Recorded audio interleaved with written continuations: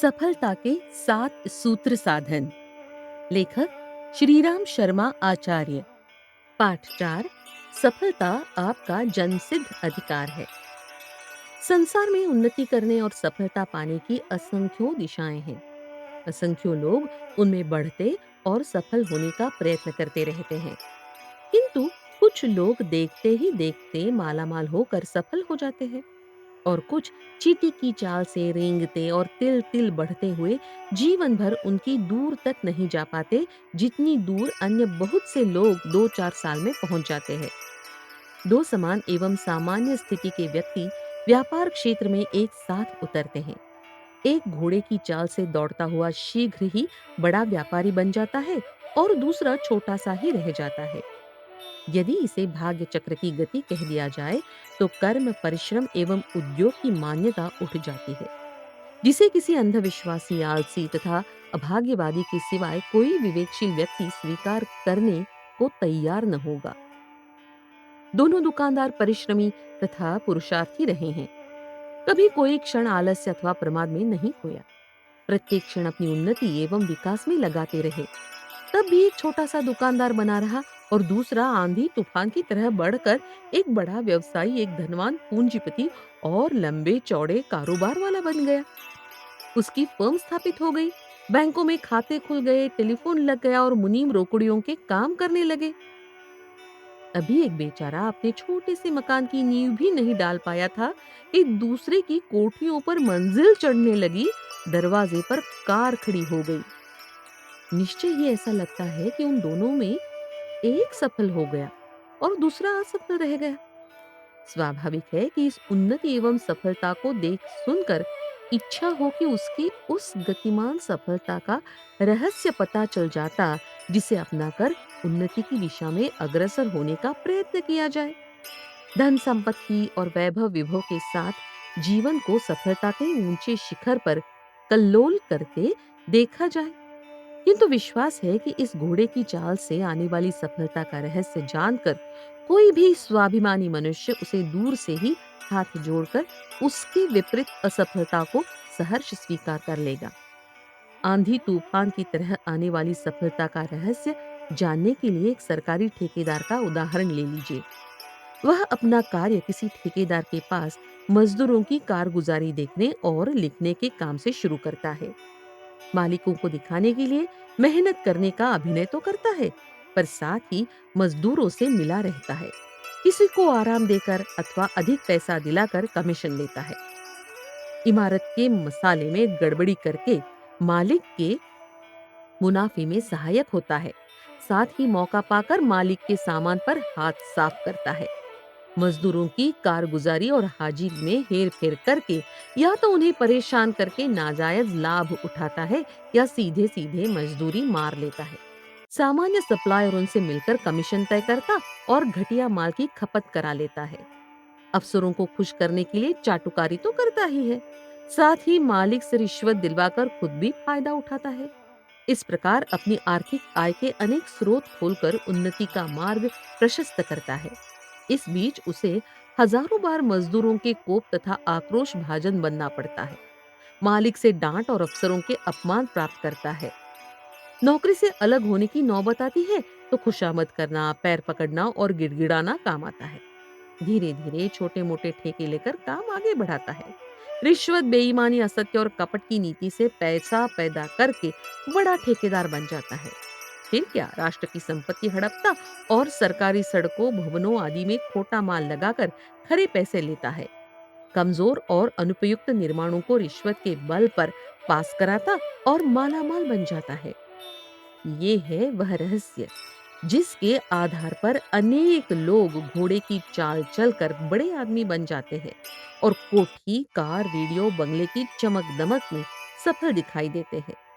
आत्मा से लेकर राष्ट्र तक और लोक से लेकर परलोक तक की हानि कर बढ़ने वाले व्यक्तियों को यदि सफल माना जा सकता है, तो फिर संसार में असफल व्यक्ति किसे कहा जा सकता है? ये बात विचारणीय है। ऐसे आदर्श एवं आचरणहीन व्यक्तियों को वे लोग ही सफल मानकर प्रशंसा एवं स्पृहा कर सकते हैं, जो या तो सफलता का अर्थ नहीं जानते या फिर उसी मनोवृत्ति के होते हैं। आर्थिक स्वार्थ के लिए आत्मा, स्वाभिमान, मनुष्यता तथा राष्ट्र के हित को बलिदान कर देने के बाद भी जिसे संतोष और प्रसन्नता होती है, उन्हें मनुष्य की श्रेणी में गिनने में संकोच ही होना चाहिए। इसके विपरीत दूसरा व्यक्ति जिस काम में उतरता है उसे ईमानदारी से करता है, न तो स्वयं अनुचित लाभ उठाता है और न दूसरे के लिए सहायक हो पाता है। नौकरी में मालिक के प्रति ईमानदार रहता है, हर प्रकार से उसके हित का ध्यान रखता है, किंतु अनुचित लाभों में सहायक नहीं हो पाता। निदान कोई उन्नति किए बिना यथास्थान पड़ा रहता है। धीरे धीरे अपनी शुभ कमाई से मितव्ययिता पूर्वक कुछ बचाता रहता है और जब थोड़ा सा पैसा हो तब काम को आगे बढ़ाता है। वह घूस देकर किसी दूसरे का अहित नहीं करता और न एक के बदले चार पाने का लोभ करता है। आत्मा, स्वाभिमान, राष्ट्र तथा मानवता की रक्षा करता, लोक परलोक के रास्ते में कांटे नहीं बोता और थोड़े में संतोष करता है। ऐसे ईमानदार तथा आदर्श एवं आचरणवान व्यक्ति का उन्नति की गति धीमी होना स्वाभाविक है। वह कहीं जिंदगी भर की कमाई में रहने योग्य एक अच्छा मकान बनवा पाता है। बैंक बैलेंस, ऊंचा फर्म, लंबा चौड़ा कारोबार उसकी कल्पना एवं कामना के बाहर की बातें रहती है। और यदि इनकी उपलब्धि होती भी है तो एक लंबे अरसे और कठिनतम परिश्रम के बाद, देखते देखते नहीं। लगभग जीवन की पूरी अवधि सामान्य स्थिति और साधारण कारोबार में ही व्यय हो जाती है। देखने वालों को असफल एवं अनुन्नत व्यक्ति ही दिखता है, किंतु वास्तव में वह कितना सफल व्यक्ति होता है, इसे विवेकशील व्यक्ति ही समझ पाते हैं। आर्थिक प्रचुरता, व्यापारिक उन्नति एवं सामाजिक स्थिति को उसी दशा में सफलता की सूचक कहा जा सकता है जबकि यह उपलब्धियां निष्कलंक तथा स्थिर सुख संतोष की देने वाली हो, जिन्हें देखकर अपने पवित्र पुरुषार्थ, निर्विकार आचरण, सत्य व्यवहार और आंतरिक ईमानदारी का आत्मगौरव अनुभव हो।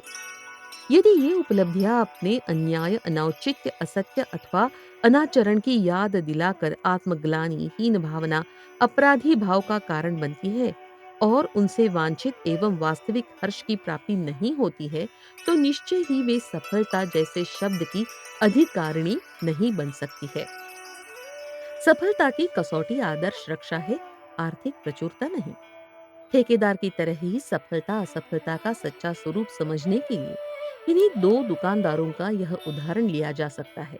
एक दुकानदार खाद्य पदार्थों में मिलावट करता है, कम तोल कर देता है, अधिक पैसे लेता है, चोर बाजारी करता है, ज्यादा काम देने वालों के हाथ बेचता है, होती हुई चीज के लिए इनकारी का अभाव पैदा करता है और महंगाई बढ़ाता है, भोले अनजान व्यक्तियों को ठगता है।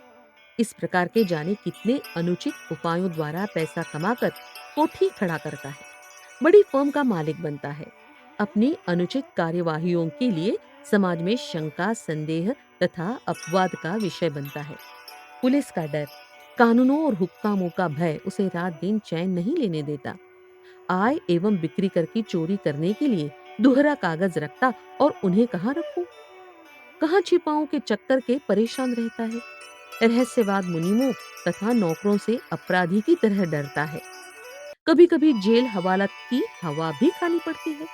सरेआम शोषित व्यक्तियों द्वारा अपमानित होने की हर समय संभावना बनी रहती है और इस प्रकार जिंदगी एक बवाल बन जाती है। इतनी चिंताओं, भयों तथा अवहेलनाओं के साथ पाया हुआ धन, जमा की हुई संपत्ति यदि सफलता की सूचक हो सकती है, तो फिर असफलता को किन लक्षणों से जोड़ा जाएगा? इसके विपरीत एक दुकानदार स्पष्ट एवं औचित्यवान रहता है। कमाई कम होती है, किंतु बाजार में साख है, ग्राहक विश्वास करते हैं, आत्मसंतोष के साथ सिर ऊंचा करके चलता है, कोई उंगली नहीं उठा पाता, बाहर भीतर से साफ सुथरा है, उचित बीज ही देता है, न तो समाज में निंदा का भय और न हकीम हुक्कामों का डर। स्त्री पुरुष बच्चे बूढ़े सब प्रशंसा करते और सद्भावना रखते हैं। पहले उसी की दुकान पर जाते, तब कहीं मजबूरी से दूसरे के यहाँ। बाजार के बड़े किंतु बेईमान व्यापारियों के बीच हीरे की तरह दमकता रहता है। लोक रंजन और लोकप्रियता के बीच व्यापार करता है, थोड़ा किंतु शुद्ध सामान रखता, न कभी किसी को कम देता और न बुरा सुनाता है। ऐसे स्वच्छ तथा निर्लिप्त दुकानदार को यदि सफल नहीं कहा जा सकता तो फिर आर्थिक क्षेत्र में सफल कहा जाने योग्य कोई भी नहीं माना जा सकता। सफलता का वास्तविक मापदंड अधिकता नहीं, औचित्य है। अधिकता को औचित्य की तुलना में सफलता कहने वाले अपनी अविवेकशीलता को ही व्यक्त करते हैं। दो विद्यार्थी परीक्षा देते हैं, उनमें से एक पास हो जाता है और दूसरा फेल। फेल होने वाला विद्यार्थी साल भर पढ़ता रहा, यथासाध्य अध्ययन में भी कमी नहीं की, किंतु इन्हीं विशेष कारणों अथवा संयोगवश फेल हो जाता है। दूसरा पास होने वाला विद्यार्थी साल भर खेलता कूदता और मटर गश्ती करता रहा, किताब को हाथ नहीं लगाता, किंतु परीक्षा में नकल द्वारा अथवा अन्य अनुचित उपायों से पास हो जाता है। तो क्या ये सफल और वह असफल माना जाएगा? नहीं, ऐसा माना जाना गलत होगा। नकल द्वारा अथवा अनुचित उपायों के आधार पर पास हो जाने पर वह असफल ही माना जाएगा और पढ़ने तथा परिश्रम करने के बाद भी संयोगवश फेल हो जाने वाला उसकी तुलना में सफल ही माना जाएगा। सफलता की कसौटी परिणाम नहीं, बल्कि वह मार्ग, वह उपाय, वह साधन और वह आधार है उन्नति एवं विकास के लिए जिन्हें अपनाया और काम में लाया गया है। इस विवेचना के प्रकाश में सफलता के आकांक्षी की अपनी समझ है कि वह सरल एवं शीघ्रति की स्वीकृति देता है अथवा पुरुषार्थ पूर्ण धीरे धीरे आने वाली सफलता को।